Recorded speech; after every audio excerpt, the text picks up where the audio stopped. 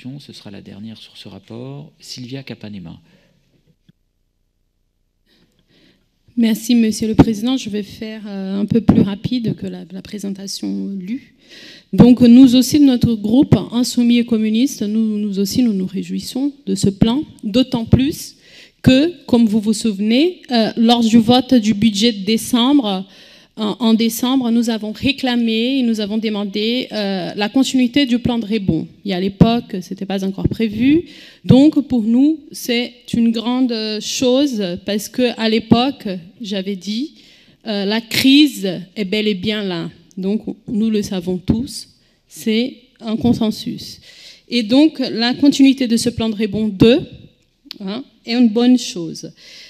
Donc, vous savez aussi, en tant que vice-présidente à la jeunesse, ici, dans les cadres de cette assemblée, et avec mon groupe Insoumis et communistes, et avec tous les élus de la majorité, c'était le cas aussi, ça a été rappelé par Abdel Sadi pour le groupe Front de Gauche, l'importance de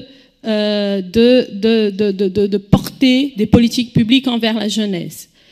Combien même elles ne sont pas nos compétences obligatoires, mais la jeunesse est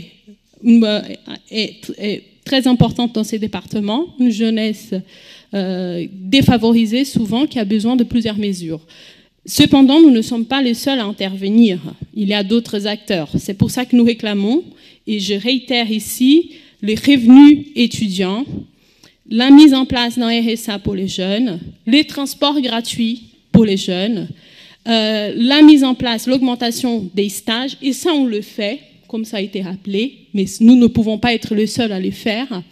La mise en place des politiques pour l'emploi des jeunes, et ça aussi, ça va au-delà aussi de nos compétences. Les questions de santé et des centres de santé, on l'aborde aussi pour notre part, mais nous ne sommes pas les seuls à intervenir.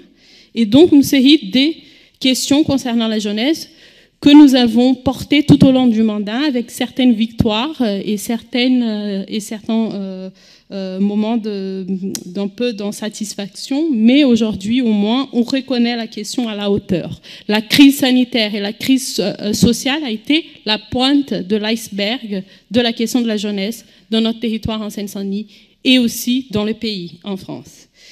Donc, c'est le cas dans ce plan pour le FAGE, le Fonds d'aide aux jeunes, qui a été augmenté considérablement et déjà à 2 reprises. Aussi, avec mon collègue Pierre Laporte, nous avons porté cette demande et nous sommes très contents que cela puisse se faire parce que c'est un réel besoin. Ça répond à un réel besoin. Nous faisons la remarque qu'il faudra peut-être mieux communiquer sur ce dispositif parce que beaucoup de jeunes sont encore exclus.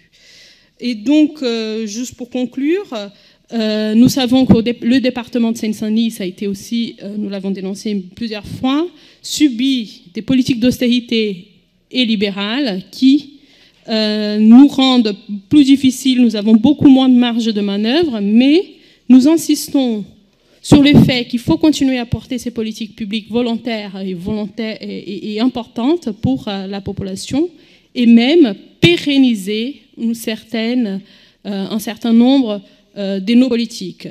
L'aide aux associations qui est aussi augmentée, donc l'appel à agir, dans le cadre de l'appel à agir aussi, c'est un volet que nous soutenons depuis le départ, avec la remarque qu'il faut pérenniser et ne pas tout faire un appel à projet. Donc, encore une fois, et ça a été dit à plusieurs reprises, l'importance de pérenniser ces dispositifs et ces aides et d'aller encore plus loin, malgré les contextes difficiles d'austérité et des contraintes budgétaires, et tout en ayant conscience que nous ne sommes pas les seuls à intervenir, donc le besoin de mobiliser avec la population pour obtenir les droits et les